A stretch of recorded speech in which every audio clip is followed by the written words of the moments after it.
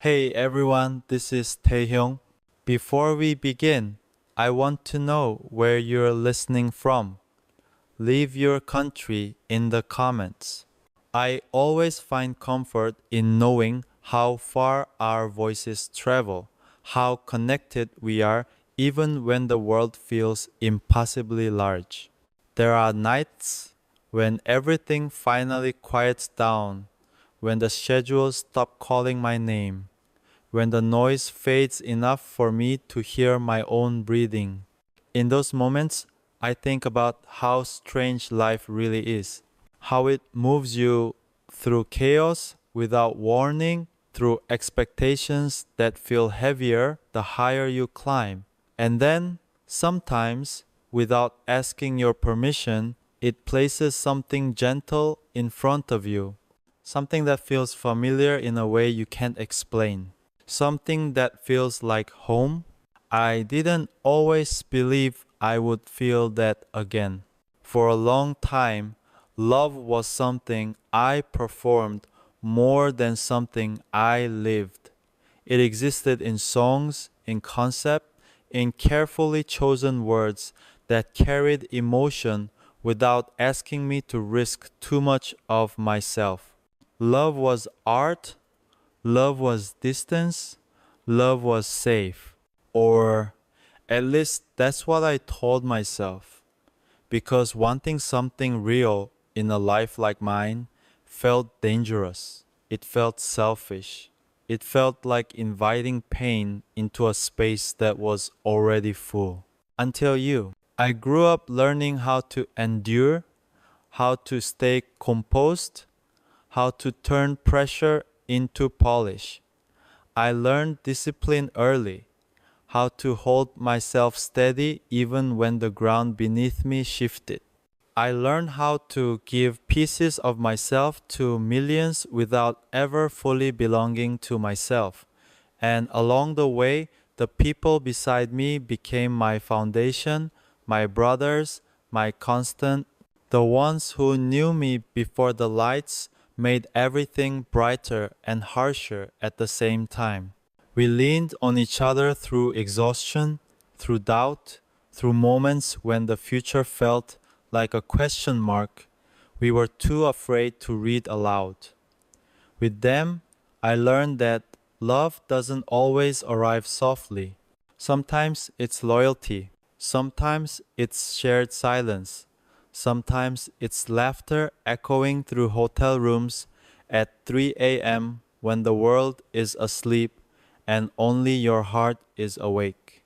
But romantic love, the kind that roots itself deep inside you, felt distant, like something meant for another version of me, someone with fewer eyes watching, someone with more freedom to choose without consequences rippling outward.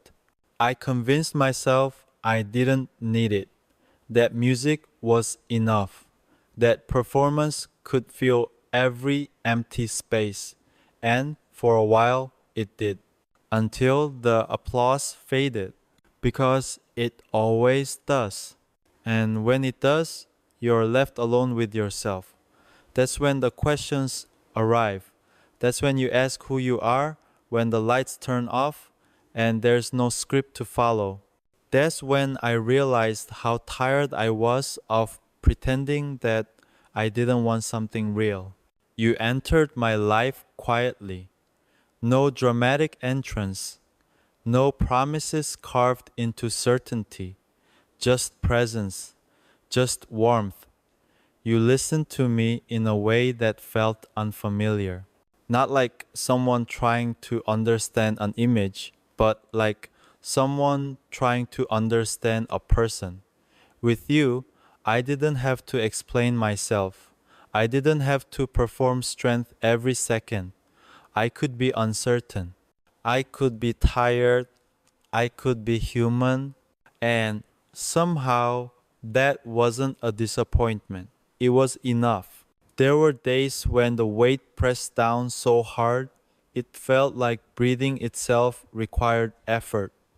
Days when expectations stacked on my chest, each one reminding me of everything I was supposed to be. On those days, I remembered the voices that had always steadied me. The people who reminded me who I was when I started to forget. Their faith carried me through more moments than I can count. And then there was you. Not loud, not demanding, just there. Your belief didn't come with conditions. You never asked me to be perfect. You never asked me to choose between who I was and who I loved. You simply stood beside me and reminded me that love doesn't ask for perfection. It asks for honesty, it asks for courage, it asks you to stay. I started noticing the small things again. The way silence could feel full instead of empty. The way time slowed when conversations flowed without effort. The way warmth lingered long after a smile faded. You taught me that love isn't always explosive. Sometimes it's a steady rhythm that keeps you grounded when everything else feels unstable. You made me believe it was okay to want something just for myself, something not measured by numbers, by charts, by applause. And that terrified me more than I expected. Because loving again means opening doors you once closed for survival. It means letting someone see the parts of you that are still healing. I carried that fear quietly, unsure if I was brave enough to face it. Then came the night everything shifted. The room was too quiet, the kind of quiet that makes every breath feel like a confession. You stood there with your arms crossed, not defensive, not closed, just steady. That steadiness unsettled me more than anger ever could. You're running again, you said. I laughed. Because laughter has always been easier than admitting the truth.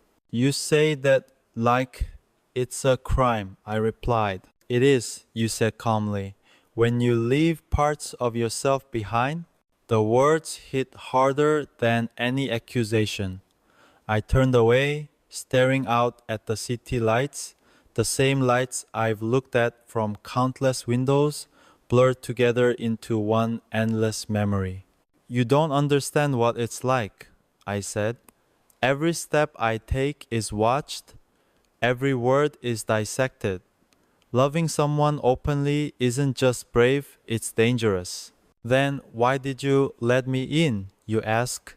That question broke something open inside me because I didn't have a clean answer, because the truth was messy and terrifying and honest. Because I was tired of being alone, I said quietly. Because with you, I don't have to pretend. Silence stretched between us, thick and electric.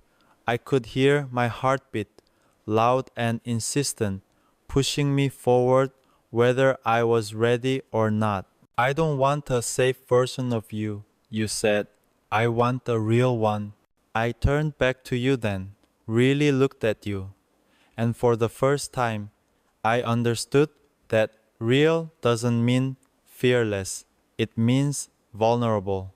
It means choosing to stand still instead of running when everything inside you is screaming to disappear. They're my family, I said.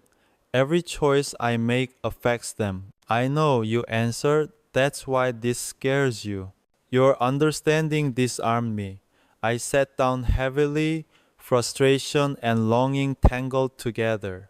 Sometimes I admitted, I feel like my heart belongs to too many people, and I don't know how to give it to you without taking something away from them. You moved closer, not touching, just close enough that I could feel your presence. Love doesn't subtract, you said softly. It expands. The word stayed with me, expanded like harmonies in music. different voices lifting each other higher instead of competing for space. And that was the moment I realized something had already changed. I just hadn't decided yet whether I was brave enough to follow it. The days that followed didn't explode all at once. They tightened slowly, like a knot you don't notice until it's already hard to breathe. At first, nothing looked different on the surface. The schedules stayed full. The smiles stayed practiced.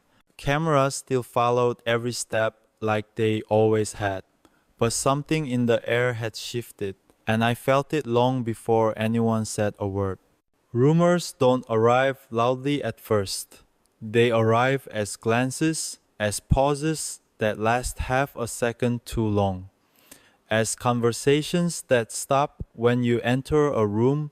I'd lived with that my entire life, but this felt sharper, more personal, like the world had leaned in closer, trying to listen to something I hadn't said out loud yet.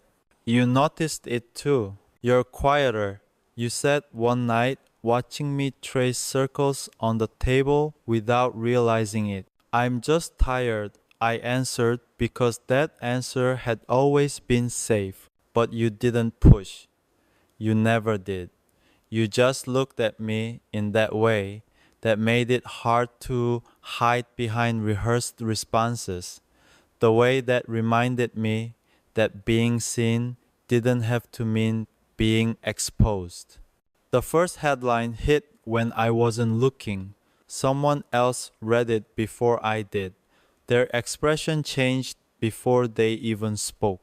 They're talking, they said carefully, like the words themselves might break something fragile. Talking was a gentle way to put it.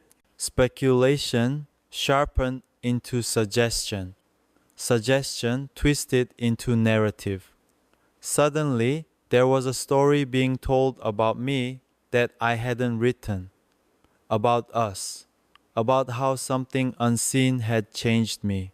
How something unnamed had become a distraction. I watched it spread the way storms do, quietly at first, then all at once. Every notification felt heavier than the last. Every vibration of my phone sent a jolt through my chest. I told myself not to look. I told myself I'd been here before. But this time, it wasn't just about me. And that changed everything. I don't want you reading that, I said when I saw your screen lit up with familiar words. This is my life too, you replied calmly, though I could hear the tension underneath. That was when I realized how unfair this was becoming. How easily the weight shifted from my shoulders to yours without anyone asking if you were strong enough to carry it. I had armor built over years. You didn't. And the thought of you standing unprotected in a storm meant for me made something fierce rise in my chest. We can slow down, I said. Step back, let things cool. You looked at me for a long moment. Is that what you want? You asked. Or is that what you think you're supposed to want? The question landed hard because I didn't know the answer. I only knew fear. Fear of headlines, fear of consequences, fear of becoming the reason everything spun out of control. I'd been taught my entire life how to anticipate fallout, how to absorb it quietly, how to make myself smaller when necessary, but loving you made that instinct feel wrong. The pressure didn't stay outside. It followed me into rehearsals, into meetings, into conversations that suddenly carried double meanings. Questions were framed carefully, but I could hear what they were really asking. Are you distracted? Are you still focused? Do you understand the risk? I understood it better than anyone. One night, after a long day that felt like it never ended, you asked me something I hadn't prepared for. Are you ashamed of me? The words stopped me cold. No, I said immediately. Never? Then why does it feel like I'm something you have to manage? You asked softly. I didn't have an answer that wouldn't hurt because the truth was complicated. Because loving you didn't scare me nearly as much as the idea of failing the people who had built their lives alongside mine. Because I'd been conditioned to believe that personal desire was something to negotiate, not something to claim. I'm trying to protect you, I said. And who's protecting us, you asked. That night, the silence between us felt different, heavier, like something was being tested, not our feelings, but our courage. I lay awake long after you fell asleep, staring at the ceiling, wondering when love had stopped being simple and started feeling like a responsibility I might fail. The next few days were relentless. Messages, meetings, conversations that circled the same question without ever naming it. Someone finally said it out loud in a room that felt too small for honesty. You understand what this could cost? Yes, I said, my voice steady even as my hands clenched under the table. Then why are you letting it continue? Because stopping felt like lying. Because stepping back felt like erasing something real. Because for the first time, what I wanted didn't feel reckless. It felt true. When I told you about that meeting, your jaw tightened. So I'm the risk, you said. No, I replied quickly. The risk is pretending I don't feel anything. You exhaled slowly, like you were holding something back. I don't want to be the thing you regret. That sentence scared me more than any headline ever could because regret had always followed me like a shadow. Regret for moments missed, for words unsaid, for feelings postponed until they no longer mattered. I didn't want you to become another quiet loss I carried without acknowledging. I don't know how this ends, I admitted. But I know I don't want it to end because I was afraid. You stepped closer then, not touching, just close enough that the distance felt intentional. I don't need certainty, you said. I need honesty. Honesty. The word echoed everywhere. After that, in the studio, on stage, in the quiet moments when I caught my reflection and barely recognized the person looking back, I realized how often I'd hidden behind versions of myself that were easier to accept. How rarely I'd allowed myself to be fully present without calculating the outcome. The tension between us didn't disappear. If anything, it sharpened. There were arguments, not loud, not dramatic, but heavy with everything we were both afraid to say. There were moments when I pulled back, instinctively retreating into the safety I knew too well, and moments when you pushed forward, refusing to let fear make decisions for us. Late one night, after a conversation that left us both exhausted, you said something that stayed with me. I don't need promises, you said. I need presence. Not tomorrow, not someday.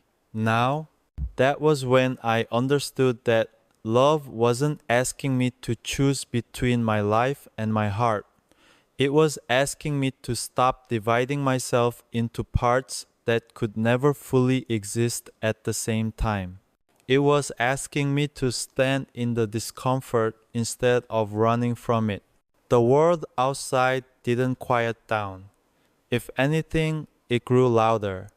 But something inside me had begun to settle. Not because the fear was gone, but because I was starting to see it clearly. And for the first time, I wondered what might happen if I stopped letting it decide everything for me. I didn't know it yet, but the calm before the next storm had already arrived. And this time, walking away wasn't going to be the easy answer. The storm didn't announce itself. It crept in through routine, through the way days started to blur together, through the quiet tension that followed me from room to room. I kept moving because that's what I knew how to do. Rehearsals, recordings, meetings that stretched longer than they needed to, smiles that came automatically, answers that sounded practiced even to my own ears. But the distance between us grew anyway, not because we wanted it to, because fear is patient, because pressure doesn't always push. Sometimes it waits until you're tired enough to step back on your own. I noticed it in the small things first.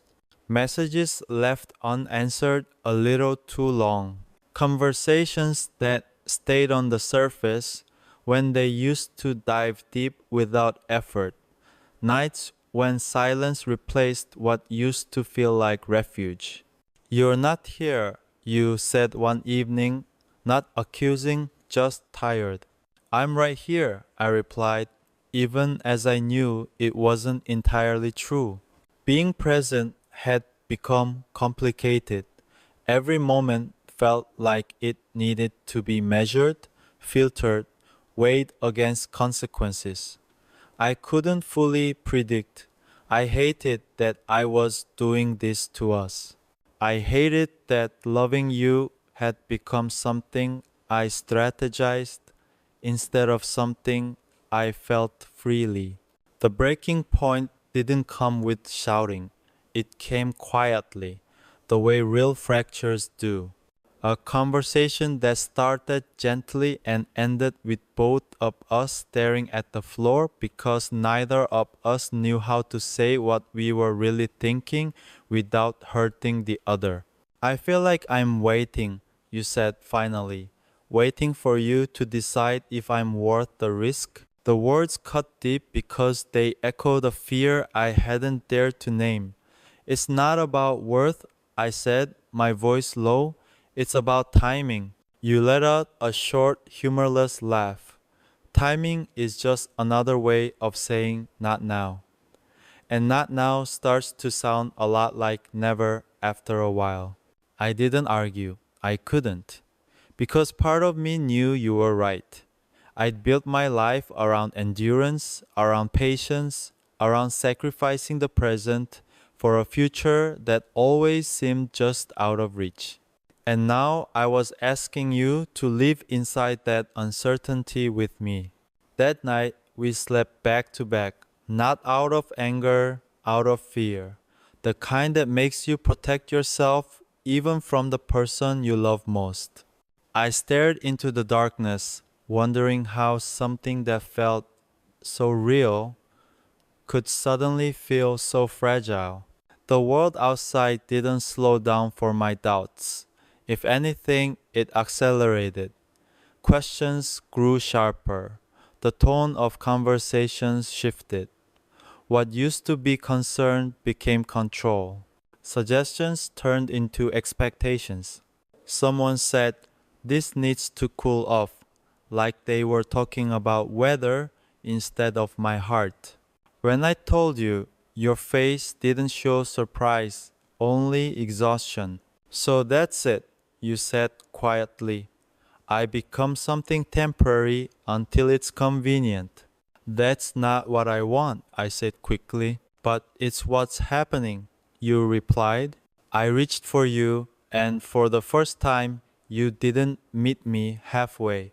That small distance felt enormous. It felt like a warning. The days that followed were some of the hardest I've lived through. Not because of schedules or scrutiny, but because love stopped being something that comforted me and started being something that challenged every part of who I thought I was. I questioned myself constantly. Was I being careful or cowardly? Was I protecting us or slowly letting us disappear? One night, after everything felt like it was hanging by a thread, you said something that finally broke through all my defenses. I don't need you to be fearless, you said. I need you to be honest about your fear. The simplicity of it undid me. I sat down heavily, my hands shaking more than I wanted you to see. I'm scared, I admitted. Scared that loving you openly will turn you into a headline instead of a person.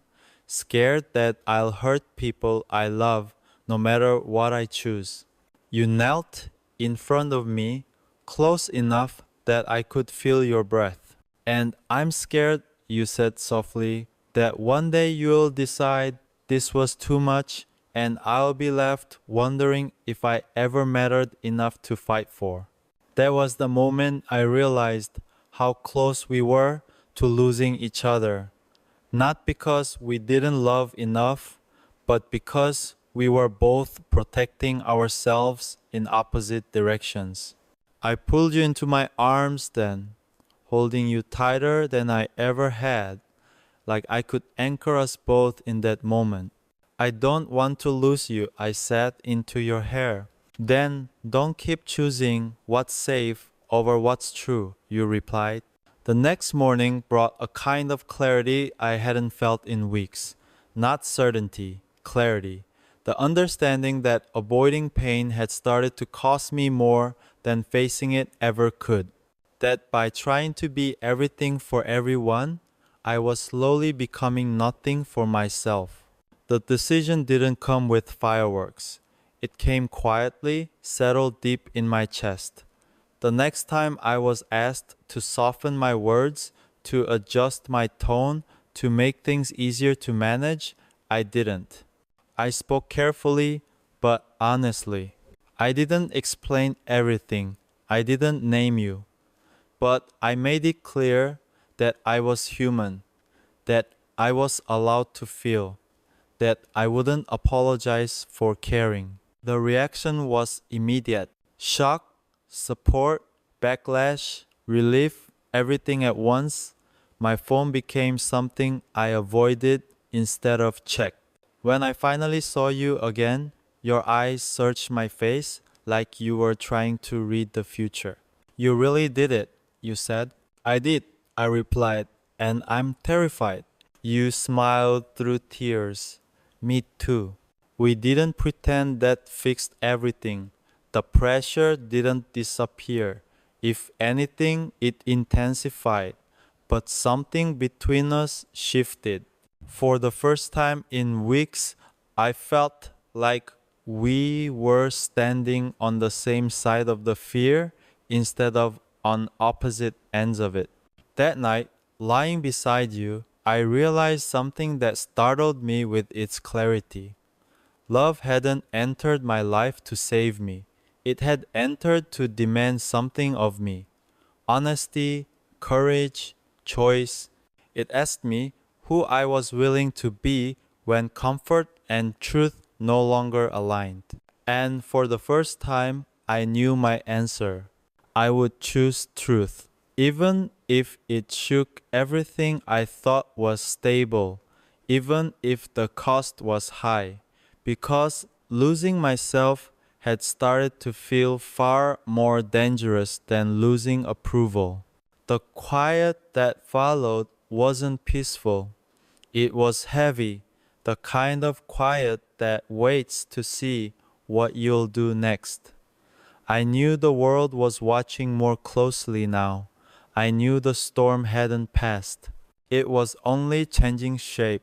But as I reached for your hand and felt you squeeze back, I understood something that steadied me in a way nothing else could. I wasn't running anymore. The world didn't wait for me to catch my breath. The moment honesty entered the room, everything else shifted to make space for resistance. Conversations that once felt routine turned sharp around the edges. The air in meetings grew heavier, like everyone was choosing their words not to communicate but to control. It started with a call I wasn't supposed to receive directly. Usually, things came filtered, softened, translated into professional concern. This time, there was no buffer. "We have a problem," the voice said. Calm, controlled, final. I leaned back in my chair, eyes closing for a second longer than necessary. Define problem. There was a pause, the kind that tells you the answer will hurt. "Someone talked," they said, "and now the narrative is shifting in ways we can't manage." I opened my eyes. Across the room, you were watching me, reading my face the way you always could. I ended the call and exhaled slowly. "That bad?" you asked. "Worse," I said. "They're framing this as defiance." You let out a short laugh, sharp and humorless. "Defiance, like you committed a crime." "That's exactly how they're selling it." You stood up abruptly. I knew this would happen. The moment you stopped sounding apologetic, they panicked. I didn't answer because deep down I knew you were right. I had always believed there was a line they wouldn't cross. A limit. Watching you pace the room, anger and fear tangling together, I realized how naive that belief had been. That night, the internet caught fire again. Screenshots, alleged insider statements, entire narratives built from fragments and imagination. They painted me as reckless, ungrateful, irresponsible. They painted you as the catalyst, the temptation, the reason I had changed. You threw your phone onto the couch. "I can't read this anymore."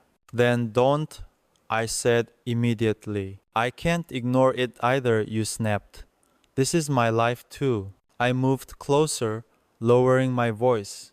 "I know, and I hate that they're doing this to you." "They're not doing it to me," you said, eyes blazing. "They're doing it because of you." The words stung because they were honest. I had armor, training, systems built to absorb impact. You were standing out in the open, taking hits meant for me. Guilt twisted in my chest until it was hard to breathe. "I never asked for this," you continued. "I never asked to be brave. I just wanted to love you." "And I never asked to be untouchable," I replied. "That's just what they trained me to be." "Then unlearn it," you said, "because I don't need a symbol. I need a person." The argument escalated, voices rising, emotions spilling over. "Do you think I don't feel guilty?" I shouted. "Every time your name gets dragged into something ugly, it feels like I failed you. And do you think guilt protects me?" You shot back. "Do you think it makes me feel safer?" We stood there, breathing hard, the space between us charged with everything unsaid. Finally, you spoke again, quieter. "Sometimes I wonder if loving you means constantly preparing for the next disaster." I swallowed. "Sometimes I wonder if not loving you would have destroyed me faster." That shut us both up. The real shock came days later. I was in a rehearsal room when the door opened without warning. The atmosphere shifted instantly. Faces serious, voices measured. "They're planning a statement," someone said. My heart sank. "What kind of statement?" "One that creates distance," they replied carefully. "Publicly." I stood up so fast the chair scraped loudly against the floor. "Distance from what?" "They didn't say it. They didn't need to." "No," I said firmly. "I won't do that." "This isn't optional," they warned. Something inside me snapped, not loudly, not dramatically, just a clean break. Then this isn't a discussion, I said, because I'm not denying my own life for your comfort. When I told you, your face went pale. They want you to what? Imply it was misunderstood, I said, that it wasn't real. You laughed softly, disbelief dripping from every breath. So I become a rumor that got out of hand. You become erased, I corrected. And I won't let that happen. You looked at me like you were seeing me clearly for the first time, and it scared you. Do you realize what you're risking? Yes, I said. And do you realize what you lose if you don't? You asked quietly. You turned away, running a hand through your hair. I don't want to be the reason you burn everything down. I stepped closer. You're the reason I finally stopped letting fear make my choices. That night, we didn't touch. We talked for hours about limits, about consequences, about what love costs when it's visible and inconvenient, about the difference between sacrifice and erasure. I won't ask you to destroy your career for me, you said. I'm not destroying anything, I replied. I'm redefining it. The next day, I refused the statement. The fallout was immediate. Meetings turned hostile. Voices sharpened. You're being irresponsible, someone snapped. You're thinking emotionally. I listened. Then I said calmly, I've spent my entire life being responsible for everyone except myself. The room went silent. Public reaction was nuclear. Support flooded in from places I didn't expect. Criticism intensified from places I did. People argued over me like I was an idea instead of a person. Through all of it, you stayed quiet, and that scared me more than the noise. Talk to me, I said one night, desperation creeping into my voice. You looked exhausted. I'm trying to understand where I fit in all this. You fit with me, I said immediately. You shook your head. I don't want to be something you defend. I want to be something you choose, even when no one's watching. I took your hands. I'm choosing you right now, loudly, even when it cost me. Tears welled in your eyes. Then don't stop, because I don't know if I'm strong enough to keep believing without seeing it. The weeks that followed were brutal. Love stopped being abstract. It demanded action. Sacrifice, there were nights you cried in my arms, overwhelmed by the weight of being seen and misunderstood. There were nights I lay awake, wondering if courage and recklessness were starting to look too similar. But every time doubt tried to win, one truth grounded me. I was finally telling the truth. One evening, after a particularly hard day, you said softly, "You know what scares me the most?" "What?" I asked. "That one day you'll wake up and decide this was too much." I pulled you closer. "And you know what scares me?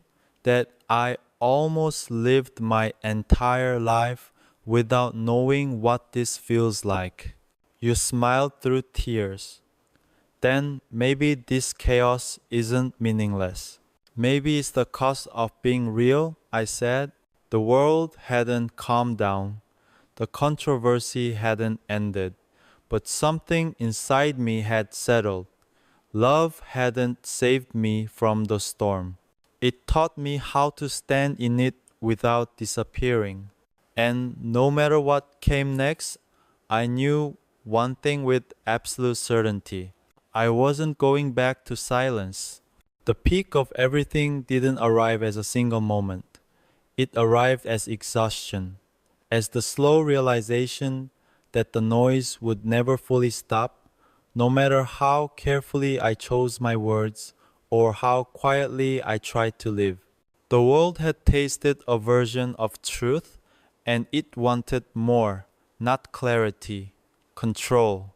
I learned quickly that once you stop being convenient, people start calling you difficult. Interviews became negotiations. Every question came with an invisible warning. Every pause was analyzed. I answered honestly without saying everything, walking a line so thin it felt like balance itself was an act of rebellion. And still, they kept pushing, hoping I would crack, hoping I would retreat into the silence that once made them comfortable. You watched all of it from the edges, carrying a weight no one ever acknowledged publicly. Some days you were strong, steady, almost calm. Other days the strain showed in the way you held your shoulders, in the way you stared at nothing for long stretches of time. I don't recognize us anymore, you admitted one night, voice barely above a whisper. I turned toward you immediately. Is that bad? You thought for a long moment. No, you said slowly, just terrifying. That word echoed in my chest. Terrifying, because it meant we were no longer hiding, because it meant we were living without guarantees, because it meant love had stopped being an escape and started being a commitment that asked something of us every single day. The breaking wave came when a question slipped through a live conversation, sharp and unfiltered. It wasn't cruel, it was worse. It was casual. Do you regret letting this change you? The room felt suddenly smaller. I could hear my own breathing. Somewhere far away, I knew people were waiting for a safer answer, something polished, something apologetic. I didn't give them that. I regret every moment I believed I wasn't allowed to be human, I said evenly. I don't regret loving. The silence afterward was deafening. That clip traveled faster than anything before it. People argued over it, dissected it, praised it, condemned it. Some called it brave, others called it irresponsible. I stopped reading after the first hour. I didn't need strangers to tell me who I was becoming. I only needed to look at you. You were sitting on the floor when I got home, back against the couch, eyes red but focused. You looked up when I entered, searching my face like you were bracing for impact. I said it. I told you. You nodded. I know. Are you okay? I asked. You smiled faintly. Ask me that tomorrow. We didn't sleep much that night.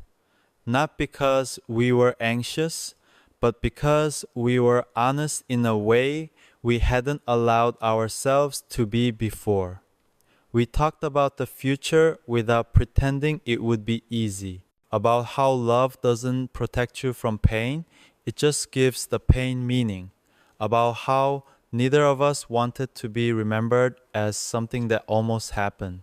I don't want to disappear, you said quietly, but I don't want to be the reason you lose yourself either. I took your hands, grounding myself in the reality of you. Losing myself was never loving you, I said. Losing myself was pretending I didn't. The days that followed were strangely calm, not because the world softened, but because I had stopped bracing for its approval. I did my work, I showed up, I spoke carefully, not cautiously. And for the first time, the tension inside me began to ease. One afternoon, we walked outside without disguises, without urgency. People noticed. Some whispered, some smiled, some stared. I felt your hand tighten in mine. You can let go, I whispered, if it's too much. You shook your head. Not today. That moment stayed with me. not because it was dramatic, but because it was chosen. Love, I realized, wasn't about grand declarations, it was about staying when living would be easier, about holding on when fear offered you an exit. Eventually, the narrative shifted again. It always does. Something newer caught the public's attention, something louder. The pressure didn't vanish, but it loosened enough for us to breathe. In that space, something unexpected happened. Peace, not the kind that comes from resolution, but the kind that comes from acceptance. I accepted that I would never fit perfectly into the mold that had been built for me. And you accepted that loving me meant living partially in the open, whether you wanted to or not.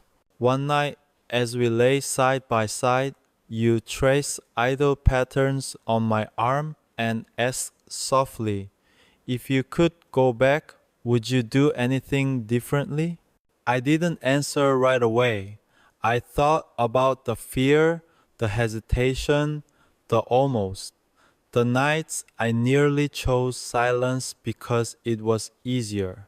No, I said finally, because even the pain taught me who I am. You smiled, eyes shining. Then maybe all of this wasn't a mistake. It wasn't, I said. It was a beginning. The last realization came quietly, without fanfare. Love hadn't made me reckless. It had made me honest. It hadn't weakened me. It had stripped away the version of strength that relied on distance and replaced it with something far more difficult. Presence. I understood then why I had felt so empty before, why success had sometimes felt hollow, why applause faded so quickly. I had been admired but rarely known, and being known changed everything. When I finally said the words out loud, not to the world but to you, they didn't feel heavy, they felt grounding. You're the one who made me believe in love again. You didn't answer right away. You just rested your forehead against mine, breathing slowly, like you were letting the truth settle into your bones. Then, don't stop believing, you whispered. I won't, because love didn't arrive to save me from the world. It arrived to teach me how to live in it without disappearing. And that, more than anything else, is worth fighting for. Time didn't heal everything. That was the first truth I had to accept. What time did was give shape to the wounds, turning sharp pain into something I could hold without bleeding. The chaos didn't vanish. It reorganized itself, settled into the background like distant thunder you learned to live with. What changed was me. I stopped waking up with the instinct to apologize for existing. I stopped measuring every feeling against the hypothetical reaction. I stopped asking myself who I needed to be for the world and started asking who I could be when no one was watching. You noticed before I did. You're lighter, you said one morning, watching me tie my shoes. I feel heavier, I replied honestly. You smiled. That's because you're finally grounded. Grounded. The word stayed with me. For so long, I'd lived slightly above myself, detached, floating between expectation and performance. Loving you pulled me down into my own body, into my own choices. It forced me to confront parts of myself I'd carefully avoided because they were inconvenient, emotional, human. There were still difficult days, days when comments resurfaced, days when someone asked a question that carried more intent than curiosity, Days when I felt the old reflex to retreat, to disappear behind professionalism and distance. But now I had something solid to return to. Us, not as an idea, not as a controversy, as two people learning how to exist without asking permission. We learned each other again in quiet ways. Grocery shopping late at night, sitting on the floor eating takeout because the table felt too formal. Long walks where neither of us talked much, just matching our steps until breathing synced naturally. Love stopped being loud. It became consistent. One evening, you asked me something unexpected. Do you ever miss who you were before all this? I thought about it carefully, about the version of me who felt safer but smaller, who was admired but distant, who knew how to endure but not how to receive. I miss how protected he was, I said, but I don't miss how lonely he felt. I don't miss how lonely he felt. You nodded, understanding immediately. I'm glad you don't live there anymore. Neither am I. The biggest shift came when I realized I no longer felt split in two. There wasn't a public self and a private self fighting for control. There was just me, imperfect, learning, sometimes afraid but whole. That wholeness didn't make life easier. It made it honest. I started creating differently, performing differently, feeling differently. People noticed, they always do. Some said I seemed deeper. Others said I changed. They were right. Change wasn't the enemy anymore. There was a night, months later, when everything felt still in a way I hadn't experienced before. We were sitting together, lights low, no screens, no noise, just breathing and presence. I think this is what peace feels like, you said quietly. I looked at you, really looked, and felt something settle permanently in my chest. Not the absence of fear, I said, just the absence of running. You leaned your head on my shoulder. I'm tired of running. So am I replied. I understood then that love hadn't asked me to be fearless. It asked me to be brave repeatedly, in small ways, every single day, to choose presence over protection, truth over comfort, connection over control. There were still sacrifices, boundaries drawn more firmly than before. Some doors closed quietly without ceremony, but others opened. Doors I hadn't even known were there because I'd never allowed myself to look. I learned that privacy doesn't have to mean secrecy, that dignity doesn't require silence, that strength can look like softness when it's honest. One afternoon, you caught me staring at my reflection longer than usual. What are you thinking about? You asked. I'm trying to recognize myself, I said. And you smiled. I like him, I answered. That was new. The world will always have opinions. That's something I no longer fight. What I protect now is simpler and harder at the same time. I protect my ability to feel, to choose, to love without shrinking. When I think about the words I said, the ones that traveled further than I ever expected, I don't feel exposed anymore. I feel aligned. You didn't save me. You reminded me.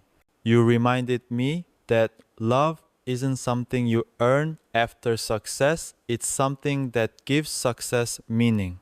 You reminded me that being chosen publicly matters far less than being chosen privately, consistently, without spectacle. And when I say you made me believe in love again, I don't mean the kind of love that consumes or rescues. I mean the kind that stands beside you and says, I see all of this and I'm still here. That belief didn't change my life overnight. It changed how I live it every day. If there's one thing I've learned, it's this. Love doesn't arrive when everything is safe.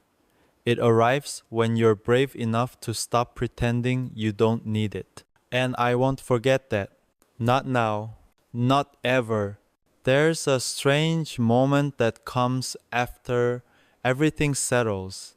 Not the relief you expect, not the celebration people imagine, but a quiet reckoning. It's the moment when you realize that surviving something doesn't automatically mean you understand it. It just means you're still here. That's where I found myself. I began revisiting memories I hadn't allowed myself to sit with before. Early years, long nights, the version of me who learned very quickly that love could be conditional, that approval came with rules, that silence was sometimes rewarded more than honesty. I didn't resent that version of myself anymore. I understood him. He did what he had to do to survive. One evening, I said this out loud to you.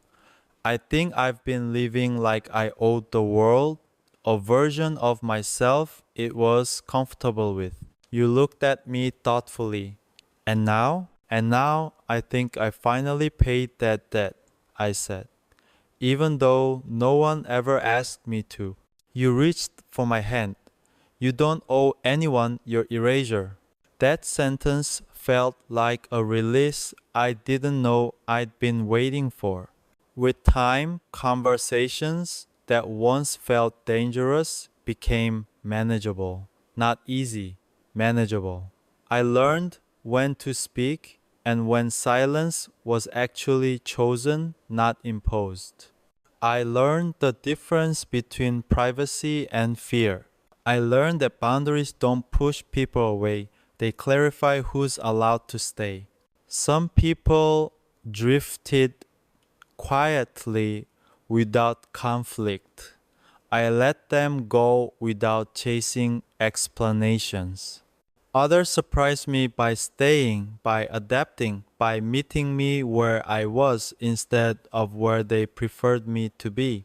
That taught me something important.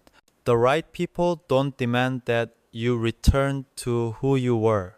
They walk with you into who you're becoming. There were days when the past still tried to pull me back. Old instincts flared up when things felt uncertain. Moments when I almost defaulted to apology, to shrinking, to making myself easier to digest. Each time I felt your presence steady me, not by stopping me, but by reminding me I had a choice. You don't have to disappear to be loved, you said once, simply. So I stayed. Staying became an act of trust. Trust in myself, trust in what we were building, trust that the world wouldn't collapse just because I stopped performing resilience and started practicing honesty. One night, as rain traced lines down the windows, you asked me something I hadn't expected. Do you think love always changes people? I thought about how I had changed, about how I hadn't lost anything essential, only illusions. I think real love doesn't change who you are, I said. It removes the reasons you were hiding. You smiled. Then I like who you were hiding. That made me laugh in a way that felt unguarded, the kind that comes from your chest instead of your throat. I started imagining the future differently, not as a distant goal I had to earn, but as something unfolding alongside me. I stopped treating happiness like a reward that came after endurance. I let it exist in the middle of effort, in the middle of uncertainty. There was freedom in that. The public image eventually stabilized into something less volatile, not because everyone agreed, but because disagreement lost its urgency. I learned that outrage needs fuel and honesty, when sustained, becomes boring to those who only thrive on contradiction. That was another lesson I didn't expect. Truth doesn't need to shout forever. It just needs to remain. One afternoon, I found an old notebook I hadn't opened in years. Inside were fragments of thoughts, unfinished lyrics, questions scribbled in margins. I read them slowly, recognizing the voice of someone who was searching but didn't yet know what he was looking for. I closed the notebook and felt a wave of gratitude instead of sadness. I think he'd be proud, you said, watching me quietly. Of who? I asked. Of who you became without betraying him, you replied. That mattered more than any approval I'd ever received. The biggest shift wasn't external, it was internal permission. Permission to want, permission to rest, permission to love without needing to justify it as productive or strategic. Permission to exist fully even on days when nothing extraordinary happened. Love became ordinary in the best way. Shared routines, familiar arguments that ended in understanding, comfortable silences that didn't need filling. I realized how radical it was to be content without an audience. There were still moments of doubt. There always are, but they no longer defined the narrative. They became footnotes instead of headlines. One night, as we lay side by side, you whispered, "I'm glad you didn't choose the easier path." I turned toward you. I almost did. "I know," you said. "That's why it means something that you didn't." I understood then that courage isn't loud. It doesn't announce itself. It shows up repeatedly, quietly, even when no one's watching. Especially when no one's watching. The belief you gave me wasn't romantic or dramatic. It was practical, grounded, enduring. You didn't promise that love would fix everything. You showed me that it made things worth facing. And that belief didn't fade with time, it deepened. When I say I believe in love again, I mean I believe in the kind that doesn't ask you to abandon yourself, to keep it. The kind that doesn't compete with your life but integrates into it. The kind that grows stronger not because it's protected from reality, but because it's tested by it. That's the love I stand in now. Not perfect, not untouched, but real.